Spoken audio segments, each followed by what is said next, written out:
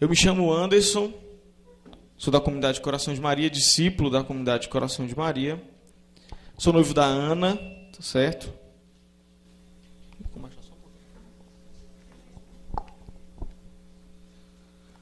Sou noivo da Ana, como estava falando, não há muito tempo, foi no começo do ano, nosso noivado. A gente estava brincando aqui, né, os missionários, que a parte mais chata da pregação é quando a gente começa a dizer o que é que a gente faz, né? Porque é tanta coisa. Hoje eu sou coordenador do Ministério Jovem Diocesano, né? Partilhava com a Lucinha que são 33 cidades com paróquias, fora os interiores, segunda maior diocese do nosso estado, né? Julineide partilha dessa missão também, né, de diocese. Sou coordenador do Ministério Jovem da comunidade também, certo? Sou ministro de música como os meninos, tá? Não toco, só canto. Pouquinho. E hoje eu vim partilhar com vocês um pouco do que é a fé e do que a fé produz, que é a nossa conversão. Amém? Eu sou meio chatinho com algumas coisas, tá? Quando eu pergunto, eu acho que você vai se identificar com isso. Quando você pergunta uma coisa a alguém, você quer que a pessoa... Então, quando eu disser amém, vocês... Ah, beleza, então. Amém? Amém. Só para treinar. Ok, então vamos lá. Tem uma história que, ao preparar essa pregação, veio ao meu coração, Deus colocou no meu coração. Certa vez, pegaram um cristão, um jovem, e eles bateram nesse cristão, bateram nesse jovem, amarraram-no e disseram que a causa disso tudo é porque ele acreditava em Jesus Cristo. Porque você acredita em Jesus, porque você acredita nesse nome, porque você acredita nesse homem que se diz Deus, é que nós estamos fazendo isso com você hoje. E colocaram uma arma na cabeça desse jovem e disseram: negue a sua fé. Negue a sua fé. E esse jovem, depois de muito apanhar, depois de muito sofrer na mão daqueles carrascos, ele disse: eu nego. Eu nego. Não me mate, por favor, não me mate. E o cara olhou para ele, sorriu e disse: mas você vai morrer assim mesmo. E matou. Você pode estar se perguntando: poxa vida, por que esse cara negou a fé? Que cara fraco é esse que negou a fé? A pergunta que eu te fiz é: qual o tamanho da sua fé? Só você se respondeu. E eu te coloco na situação desse jovem. Se pegassem você, se te batessem, se te amarrassem, se te jogassem longe da tua família, se te privassem das pessoas que você ama, se você fosse levado para um lugar longe do seu grupo de oração, longe da comunidade, e dissessem: negue a sua fé que eu te liberto. Negue a sua fé que você vai voltar para a sua família. Diga apenas, é simples, diga apenas que você não acredita em Jesus. Não acredita nesse nome. Não acredita nesse amor. Não acredita nesse Deus que desceu do céu, se fez homem, se encarnou e morreu e ressuscitou. Será que você teria dito: não, eu não nego? Meus irmãos, não sei vocês, mas provavelmente eu, como estou hoje, teria dito: eu nego. Eu nego. Por quê, meus irmãos? Essa carne aqui que vocês estão vendo, ela não tem fibra, não tem força, não tem garra suficiente para o martírio. Mas preciso ter. Preciso ter. Anderson, martírio é coisa do passado e a gente se nega a ler a história dos santos. A gente se nega a ver que tantos e tantos cristãos morreram no início da igreja. Estevão, o primeiro de muitos. O bendito sangue fecundo de Estevão, porque gerou para a igreja outros corajosos que puderam dar a vida também. Só que para isso tudo acontecer é um processo. Não posso chegar para o René e dizer: René, agora você precisa ir para o martírio. Agora, está lá embaixo te esperando. Não posso. E nem ele estaria pronto, talvez. É preciso crer. E crer em que, Anderson? E crer nas duas pregações que nós tivemos de manhã. É preciso crer que Deus me ama pessoalmente. Deus me ama. É preciso crer que mesmo quando eu sou pecador,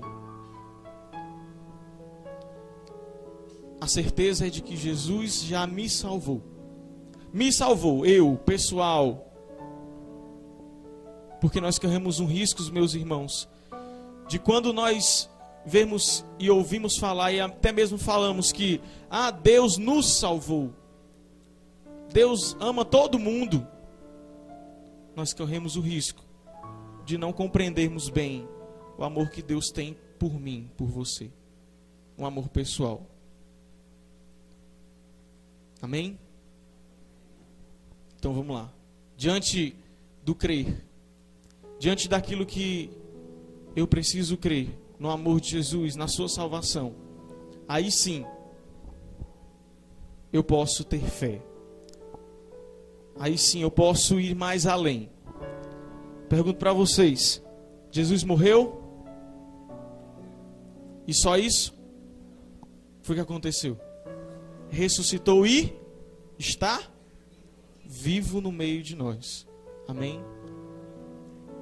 Estevão morreu porque dizia que Jesus era Deus, morreu e ressuscitou. E estava vivo no meio deles, invisivelmente, mas estava vivo. E pegaram Estevão e diziam: Estevão, seu louco, nega a tua fé nesse Cristo. Já morreu esse homem. E Estevão disse: não, não morreu. Ressuscitou ao terceiro dia, está vivo. Meus irmãos, talvez morrer de um tiro na cabeça seja até bom, se assim eu posso dizer, comparado a morrer de pedradas. Você morre lentamente. Às vezes não acerta na cabeça direto, acerta no corpo, acerta na cara. É difícil morrer a pedradas, é duro. E tantos outros, e aí eu vou falar durante toda a pregação, outros santos que morreram, e vocês vão achar até estranho essas mortes. E não achem estranho eu falar em morte, em morte, em morte. Vocês vão entender por quê no final, amém? Hoje, nós também estamos nessa batalha dos apóstolos. Quando as pessoas dizem: esse povo carismático é um povo louco, esse povo da renovação é um povo louco, a única arma que nós temos, e a que a gente usa, graças a Deus, é dizer o quê? Meu irmão, eu experimentei a Deus, eu me encontrei com Deus. Meu povo, me perdoem, mas a gente só consegue se encontrar com aqueles que estão vivos. Você se encontra com as pessoas que estão mortas? Nem quer, né? Tem gente que procura ainda, né? Não vou falar onde é não, mas procuram. Mas nós só nos encontramos, só experimentamos uma pessoa que está viva. E quando nós dizemos: eu experimentei, eu vi o Senhor entrou na minha vida e mudou tudo, eu estou testemunhando como os apóstolos testemunharam, que Jesus é vivo e ressuscitado, e que é Deus. E que é Deus. Então vamos lá, para a gente compreender o que é, meus irmãos, fé. Existe um conceito, é a igreja que diz, está na palavra, é o costume do povo. E eu lhe respondo: fé é a certeza daquilo que não podemos ver. Já diz São Paulo em Hebreus capítulo 11, versículo 1, se você quiser anotar. A fé é a certeza daquilo que nós não podemos ver. Quer fazer um teste para ver se você tem fé? Você acredita, não sei se é difícil para vocês acreditarem, mas vocês acreditam que aqui dentro, nesse momento, tem vento? Tem vento? Como é que vocês sabem que tem vento? Mas vocês estão vendo o vento? Não? Mas então não existe vento. Não estou vendo? Mas eu sinto o vento, não é? Então você acredita que existe vento mesmo sem ver. Você vê Jesus como pessoa, mexendo os dedos, falando? Não. Mas você acredita em Jesus? Porque a fé é a certeza, e aí eu quero enfatizar essa palavra, certeza daquilo que não se vê. Se eu pego aqui, como é teu nome, irmão? Como? Adevânio. Se eu chego para o Adevânio, e o Adevânio me conta uma história que ele tem certeza de que é a verdade, e eu digo: não, Adevânio, você está enganado, é mentira. Você vai voltar atrás? Não? E se eu insistir contigo? É mentira, é mentira. Para você é verdade? Você vai mudar a sua opinião, mesmo eu dizendo que é mentira? Não. A fé é a certeza. Certeza. Quem tem certeza não muda de opinião. Quem tem certeza... A minha mãe... Aí eu vou começar aqui as histórias da minha vida, né? A minha mãe, ela tem um trauma de andar de moto comigo. Tá? Não é porque eu dirijo mal, não. Não é porque eu dirijo mal. Tá? Mas é porque... eu sou certo daquilo que eu estou fazendo. Eu dirijo muito bem. Tá? Então, se eu estou na minha direita e vem um santo irmão ultrapassando pela direita, quem está errado? O santo irmão que está ultrapassando pela direita. E aí a pobre da minha mãe fica com o coração na mão. Por quê? Porque eu não mudo de via. Eu fico no meu lado direito. Meu filho, saia do meu carro, vai bater em você. Mas eu estou certo. Nem que eu freie, mas eu estou certo, eu não vou mudar. E na nossa vida nós precisamos ser assim. Naquilo que nós temos certeza. E aí eu te digo, podem te arrancar tudo. Eu posso tirar aqui a Bíblia da mão do Adevânio. Eu posso aqui dar um chute nessa câmera aqui. O Ministério de Comunicação vai ficar sem câmera. Podem lhe tirar tudo. Tudo. Mas a experiência que você teve, isso... ninguém nunca pode contestar. E ninguém nunca pode lhe tirar. E para você que está vindo nesse seminário, a primeira vez, nunca tinha ouvido falar do amor de Deus, nunca tinha ouvido falar dos caminhos de Deus, que você está ouvindo aqui hoje, podem lhe tirar tudo, menos isso. Menos isso. Amém?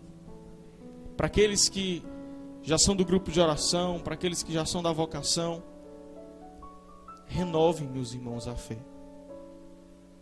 Nós esfriamos. E quando eu falo nós, eu me incluo.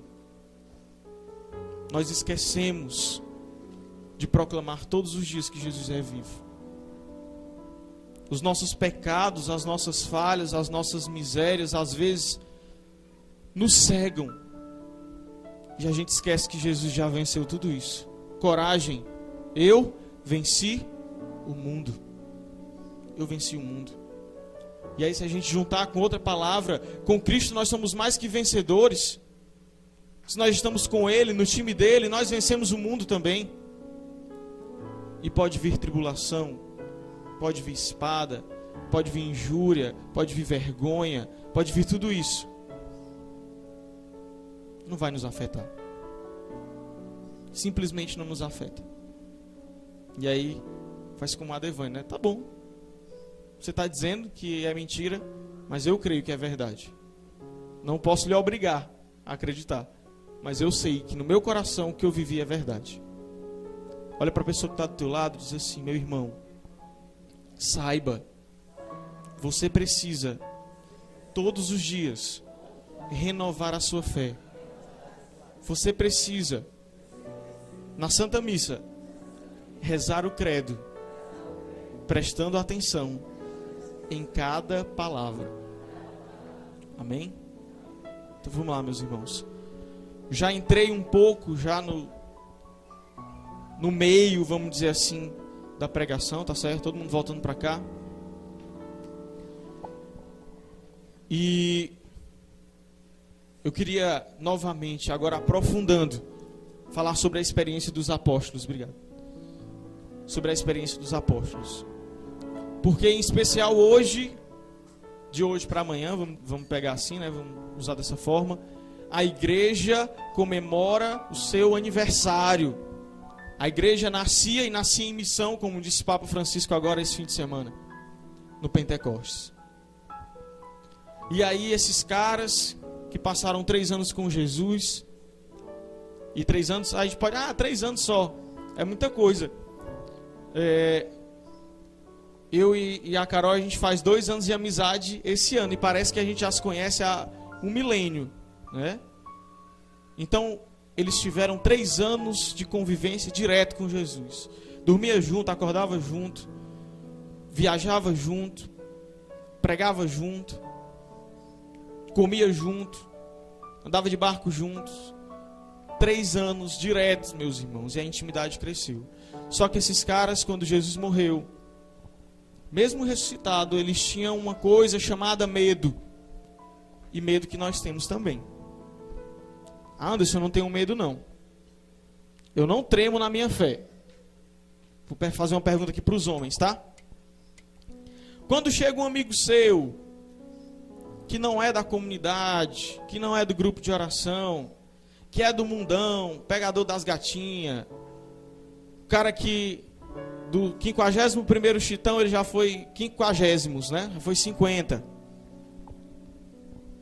O cara que está em todas. E ele chega, e aí no meio da conversa ele diz assim: tu ainda é virgem? Homens, não mintam para mim. Nós ficamos constrangidos. É ou não é? Ficamos constrangidos. E muitas vezes a gente mente. Diz o quê? Não, sou não, tá doido, é? Sou nada. Pode parecer besteira, mas você negou a sua fé.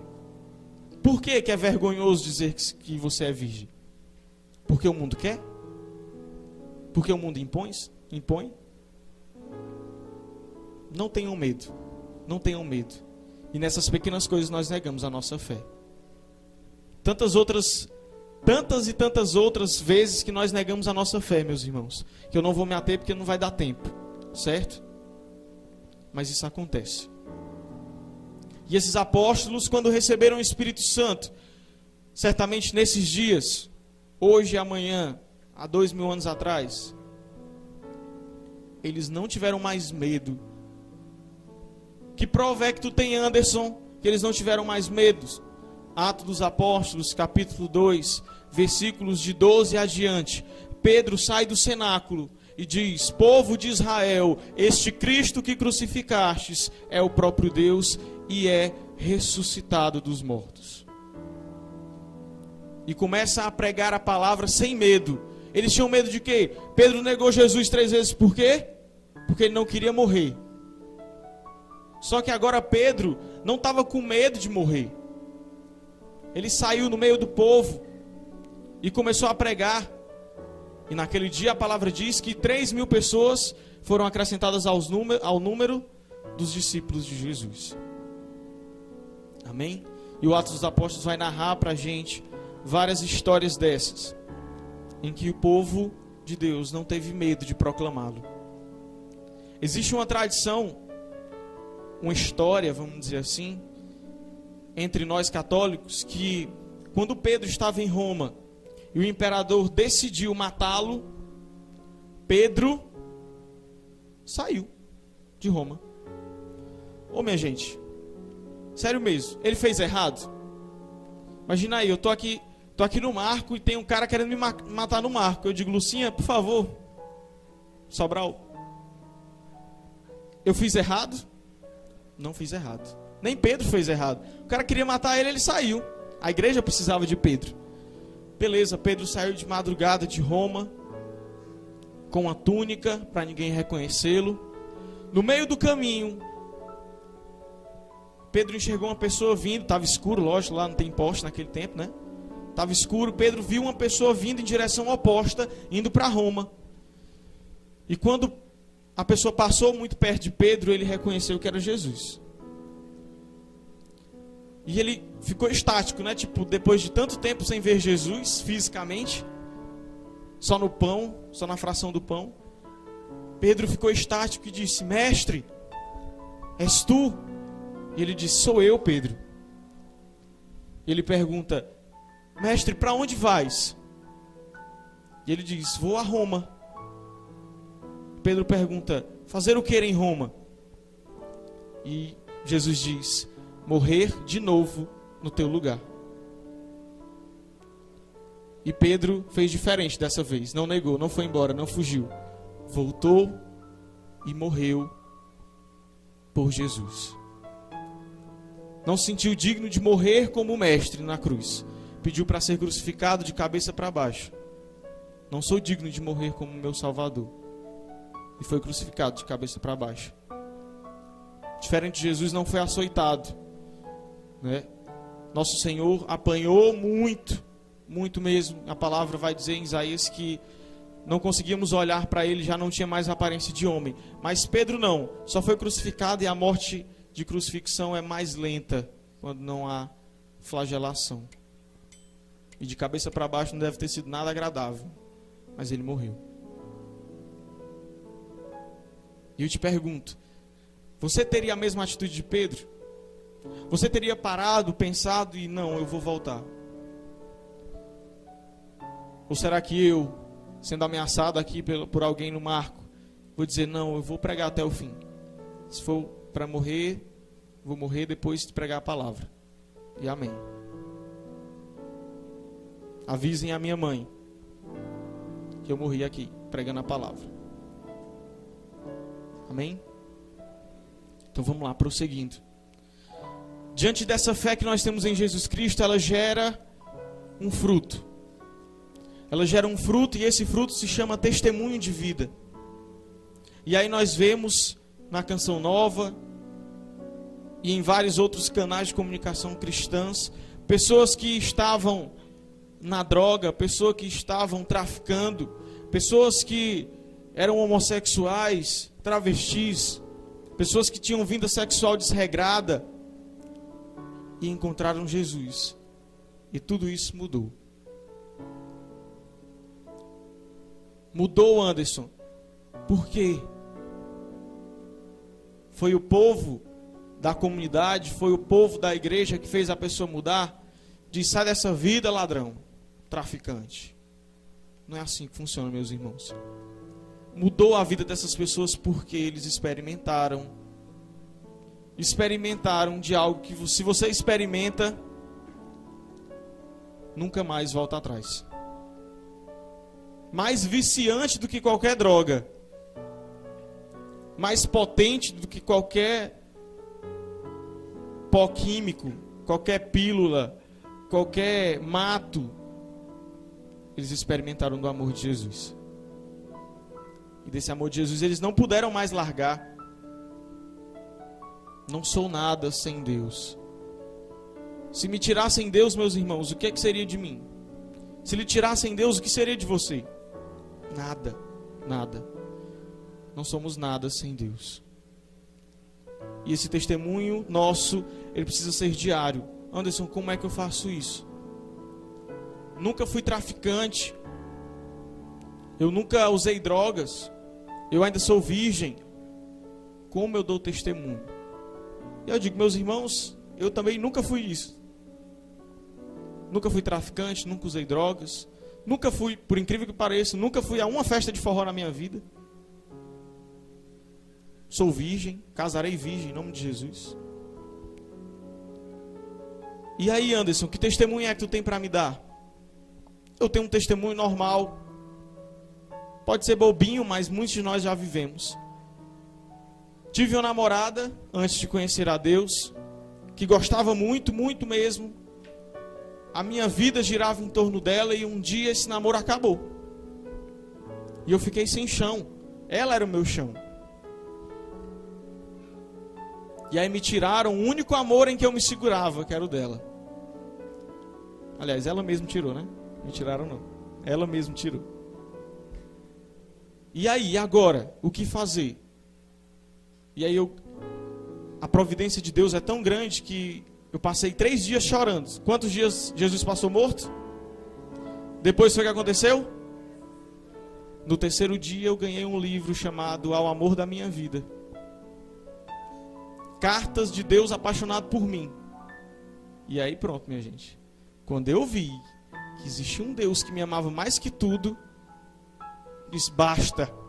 Não quero mais esse mundo. Eu quero Deus. Eu quero Deus. Eu quero esse amor. E me lancei. Do mesmo jeito que eu tinha me lançado no namoro, ela era o meu tudo. E perdi. Eu me lancei num amor que eu não vou perder nunca. Meu formador, santo formador, sagrado formador, é que sofre. Ele disse, meu filho, como é que você consegue? Você tem especialização, você tem trabalho, você tem noivado, você tem 3, 4 serviços na comunidade. Como é que você organiza tudo isso? Eu digo para ele, meu formador, eu quero tudo. Eu quero tudo que Deus tem para mim. Sem reservas. Quero chegar em casa esbaforido à noite. Sabe que hora eu preparei? Vou me entregar agora. Sabe que hora eu preparei essa pregação para vocês? 1h da manhã. 1h da manhã. Antes, porque tu é responsável? Não, meus irmãos, é porque não deu tempo.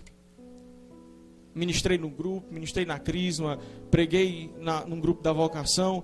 E tudo isso muito junto. Minha santa noiva é que aguenta, né? A bichinha. Quase não tenho tempo para ela. Tem um dia na semana para a gente namorar. E planejar a nossa vida. Então, não tenho um testemunho forte. Não vou dizer que eu tenho um testemunho forte, não. Não tenho um testemunho de um cara que saiu das drogas, nem um cara que saiu da prostituição. Tenho um testemunho de um jovem como vocês. Muitos já experimentaram isso, eu tenho certeza. Tenho certeza. Amém? Vamos prosseguir? O que nós anunciamos hoje para o mundo é esse Jesus pessoa. Ou seja, que Ele está vivo. Que eu experimentei Ele. E esse é o testemunho que nós precisamos dar aonde nós estivermos. E aí eu vos exorto, chega de vida dupla, meus irmãos, chega. Já não dá. Tem uma hora que vai pegar, vai apertar o calo.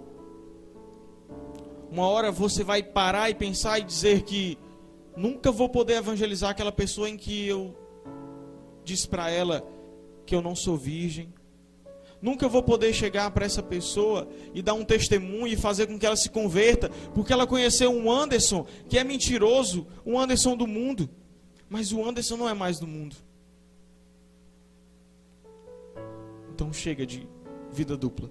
A nossa fé exige que nós tenhamos uma vida reta. Amém? E aí eu quero já entrar na segunda parte do nosso tema, que se chama conversão. E aí eu classifico dois tipos de conversão. Tem a conversão imediata e tem a conversão passo a passo. Certo? A minha conversão não foi imediata. Passo a passo. Por quê? Eu conheci Jesus, peguei o livro, experimentei, fui para o grupo de oração. Com 3 meses de grupo de oração, eu ainda ficava com meninas. Qual o problema? Besteira. Ficava, né? Nesse período da comunidade, eu fazia o 3º ano de manhã, trabalhava à tarde, trabalhava à noite. Então eu tinha uma segunda-feira por noite para me ficar com alguma menina, né? E coincidentemente eu conheci a menina que depois, lógico, dessa outra aí, né? Outra namorada. Conheci a menina que fazia 2 anos que eu queria ficar com ela. Imagina, eu vi uma pessoa uma vez. Aí fiquei, eita, é ela. Aí 2 anos depois eu encontro a pessoa, né? Assim, tipo, do estalo, né? Estou na comunidade, estou entrando nos caminhos de Deus, aí aparece uma cristã. E aí o que foi que aconteceu? Nós conversamos e começamos a ficar. Só, meus irmãos, que chegou um dia, e não demorou muito tempo, mais ou menos um mês e meio, em que meu Deus, eu ficava com aquela angústia. Quando era segunda-feira que eu tinha que ir ficar com ela, eu ficava, meu Deus, experimentei tanta coisa boa na comunidade. E agora estou vivendo isso e eu vejo as pessoas falando em namoro santo, falando isso, falando aquilo, em castidade. E eu quero isso para a minha vida. E eu tive que fazer um sacrifício. Tive que optar por não ficar nunca mais, esperar a pessoa certa em Deus. E tive que fazer o mais difícil, que foi chegar para ela e explicar isso, né? Chegar para a pessoa do mundo e explicar, dizer assim, ô minha irmã, olha, me desculpa, é porque agora se for para a gente continuar, só se a gente caminhar e namorar depois. É complicado. E eu tive que fazer isso, minha gente, por incrível que pareça, eu tinha que fazer isso no dia do aniversário dela. Era o dia que a gente ia se encontrar. Se eu deixasse para depois, talvez eu não estaria aqui, né? Se eu deixasse para o outro dia, talvez eu não estaria aqui.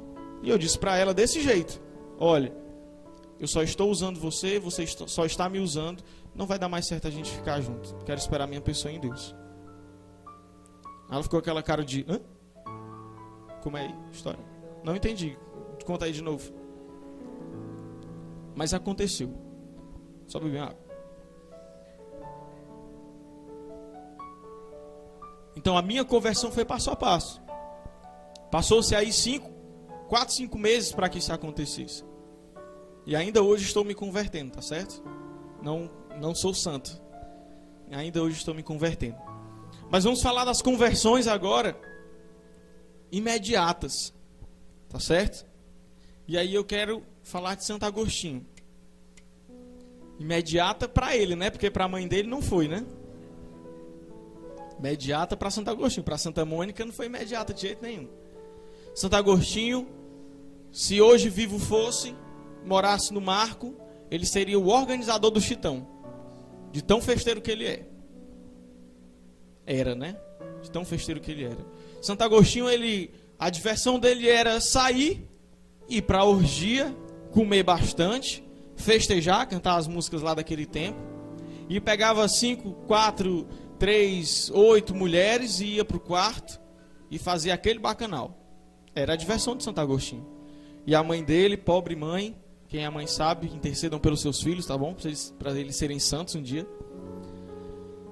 Pobre da mãe de Santo Agostinho, Santa Mônica, rezando e pedindo a conversão, Nessa brincadeira, 20 anos se passaram. 20 anos se passaram. Até que um dia, Santo Agostinho, sentado no alpendre da casa dele, escutou a voz do Senhor e disse, eu quero esse amor para mim, eu quero agora, e eu quero com tudo. E a conversão de Santo Agostinho foi imediata. Largou o mundo como cego, Bartimeu jogou a capa fora e correu para os braços de Jesus. Jogou a roupa velha e foi, Jesus, eu te quero mais que tudo. E aí, meus irmãos, tem uma história que para mim é a favorita de Santo Agostinho. Ele, enquanto já bispo, estava numa igreja e estava rezando nessa igreja.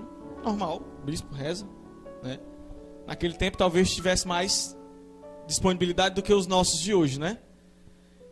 E ele estava rezando nessa igreja e passou uma prostituta do prostíbulo que Santo Agostinho frequentava. Só, minha gente, que o inimigo de Deus, ele é inteligente. E ele não vai mandar uma prostituta qualquer. Ele mandou a que Santo Agostinho mais gostava. A mais bonita. E a que ele dava mais valor. E ela passou, viu que ele estava na igreja, vestido de bispo, e ardeu no coração dela o desejo de tê-lo com vestes de bispo. E ela disse, eu vou ir agora. Entrou na igreja e disse, Agostinho. E Santo Agostinho, como estava rezando, olhando para o sacrário, ficou. E ela foi se aproximando, né? Foi andando como eu estaria andando se fosse aqui reto, né? Perto da capela. E chamando, né? Agostinho.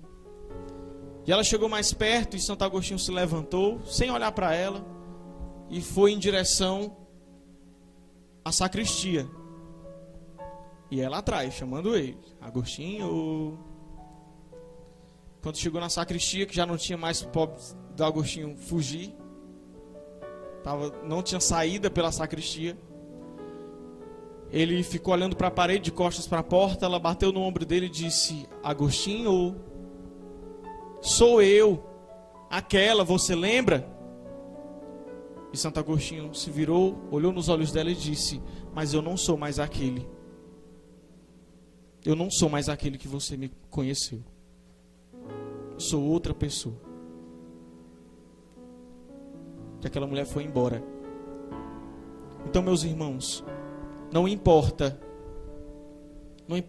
se for o pecado que você mais gosta, se for o prazer que você mais gosta, quando a nossa conversão é verdadeira e diária, nós vencemos. Mas vença como Santo Agostinho. Se levante, nem olhe para o pecado e vá fugindo. São Felipe Neri diz que não se pode vencer o pecado. A luta contra o pecado só se vence fugindo. A luta contra o pecado só se vence fugindo, meus irmãos. E aí, tantos outros santos que experimentaram isso. Não sei se vocês conhecem a história de São Cristóvão. São Cristóvão era um homem forte. E ele disse que só serviria ao príncipe ou o rei desse mundo, o homem mais poderoso que existisse. Se não fosse o mais poderoso, ele não serviria. Mesmo, e aí ele disse, né? Olha aí o que foi que ele disse, minha gente. Mesmo que seja o demônio, eu servirei.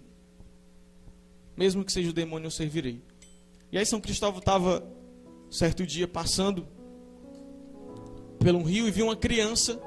E a criança pediu ajuda para atravessar o rio. Bebezinho. Bebezinho não, sei lá, uns 4 anos. E ele disse: tá bom, ajudo. Pegou a criança, botou no ombro. E aí ele foi atravessando o rio. E lá pelo meio ele começou a sentir um peso nas costas. E a criança começou a ficar mais pesada, mais pesada. E ele no meio do rio, correndo perigo de se afogar. E chegou uma hora, minha gente, que ele não aguentou. Ele disse: meu Deus, parece que eu estou carregando o mundo inteiro nas minhas costas. E a criança olhou para ele e disse: o mundo não, o dono do mundo. Era o menino Jesus que ele carregava. E a partir daquele dia ele serviu a Deus. E não voltou mais atrás. E se eu fosse falar aqui histórias de conversão, meu Deus, eu ficaria o dia inteiro. Mas você sabe qual é a história que Deus mais gosta de ouvir? Você sabe qual é a história que os irmãos que você encontrar pelo caminho na estrada da vida mais gostarão de ouvir? Não é a história desses santos. Não é o testemunho desses. Pode ser até que eles achem interessante se exemplem nesses santos. Mas a história mais legal que eles vão ouvir, e a mais tocante, vai ser a sua. Quando você disser: olha, eu pude experimentar do bom e do melhor que o mundo me ofereceu, mas eu me preservei em Deus. Eu pude experimentar todas as mulheres que eu queria, mas eu me preservei em Deus. Eu pude ir para todas as festas que o mundo me oferecia, mas eu me preservei em Deus. E nós somos tão tentados, meus irmãos, que até quando não tem jeito da gente pecar, o inimigo de Deus, ele dá um jeito. Dá um jeito. Certa vez uma aluna minha, ela disse assim: ô professor, tô doido para ir para a festa, mas não tem dinheiro. Foi o que aconteceu? Do nada apareceu uma pessoa e deu dinheiro para ela ir para a festa. Do nada apareceu uma pessoa e deu dinheiro para ir para a festa. Mas não acontece isso no seminário de vida? Não aparece um irmão que diga: eu vontade de ir para o seminário, mesmo para a gente dar o dinheiro, né? De um dia de verdade, não sendo um dia de mentira, né? Do George. Não aparece. Mas essa é a vitória que vence o mundo. A nossa fé. A nossa fé. Amém? Eu quero convidar você a partilhar 1 minuto, tá certo? 1 minuto com seu irmão, bem rapidinho mesmo. Vou marcar aqui no relógio. E diga para esse irmão o que é que hoje o Senhor ele mudou na sua vida. Ou se você quer partilhar outra coisa, partilhe com o seu irmão. O que é que nessa pregação mudou na sua fé? 1 minuto, rapidamente.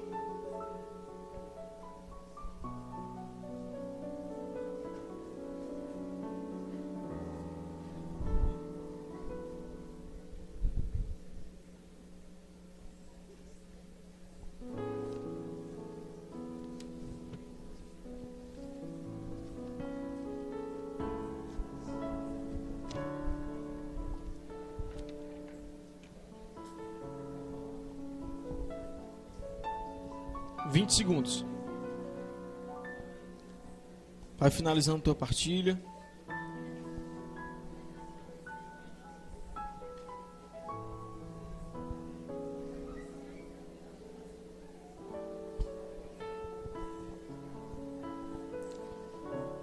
Cinco, 4, 3, 2, 1. Vai finalizando aí. Nós vamos voltando para cá. Todo mundo olhando para mim. Do tempo não? Partilha mais depois. Não podia encerrar, meus irmãos, essa pregação sem falar. Não podia encerrar essa pregação sem falar daquela que acreditou até o fim. Amém? Não poderia terminar sem falar dela. Meu povo, quando Deus promete, Ele cumpre. Mas às vezes Deus promete loucuras. E a maior loucura que Deus fez na vida foi prometer que uma palavra que sai da sua boca se tornaria homem como nós, pessoa. E aí é difícil pra gente, eu repito, é difícil pra gente se colocar no lugar de Nossa Senhora. Imagine você, mulher, homens não, né? Imagine você, mulher, estar no seu quarto, rezando o seu texto, como de costume, ou fazendo a sua oração pessoal. De repente entra um anjo no seu quarto. Olha para você e diz que você é cheia de graça e que por graça de Deus você conceberá um filho e esse filho será o salvador da humanidade. Bom, não sou mulher, mas muitas questões iam passar pela minha cabeça, tá? Pela de Nossa Senhora passou uma, que foi como se fará, tá? Como se fará? E o anjo respondeu, tudo bem. Só que a resposta do anjo faz gerar 1,5 milhão de outras perguntas, né? Como é que essa sombra vai vir sobre mim? Que hora é que ela vem? Porque eu tenho que me preparar, me arrumar. É o Filho de Deus. Só que Nossa Senhora ela não perguntou. Anderson, ela não perguntou porque ela era ignorante. Ela não perguntou porque ela não queria saber, ela não estava ligando. Não. Ela não perguntou porque ela acreditava. Ora, Nossa Senhora conhecia a palavra muito mais do que nós, muito mais do que o Papa, muito mais do que os padres, muito mais do que todo mundo que a gente conhece. Vocês acham que o cântico de Nossa Senhora ele foi um cântico normal? Ela inventou, começou a compor lá, né? Ela disse assim, Isabel, dá um dó aí. Aí começou, minha alma glorifica o Senhor. Não foi assim, meu povo. Nossa Senhora, no cântico do Magnífico, ela disse no mínimo 10 passagens bíblicas que ela sabia de cor.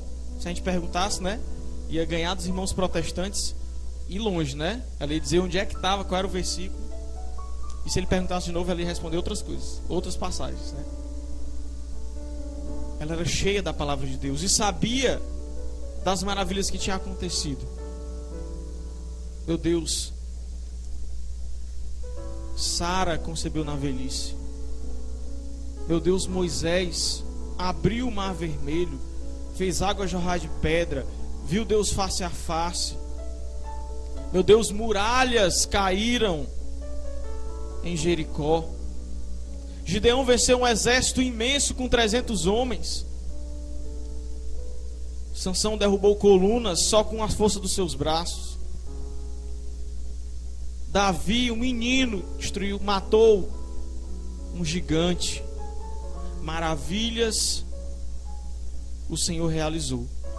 E ela acreditava que maravilhas o Senhor realizaria também na vida dela. Por isso que ela não perguntou muito.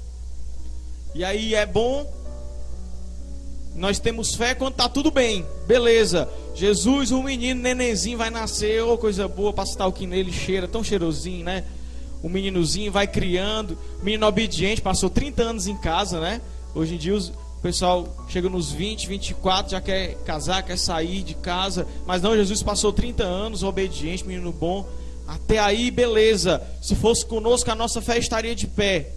Embora seja impossível para nós acreditar que a sombra do Altíssimo viria sobre nós e nós conceberíamos, né? Mulheres. Quando está tudo bem, a nossa fé está tudo bem. Mas eu te pergunto, e quando está tudo mal? E quando está tudo dizendo que Deus não te ama? E quando você acorda e o bom dia da sua mãe já é um sinal de que hoje o dia não vai ser bom de nada? Onde está a nossa fé? Nossa Senhora aos pés da cruz. São João fala que ela ficou de pé. Minha gente, ficou de pé, parece besteira, né? Caraca, por que São João está dando esses detalhes, né? Ficou de pé.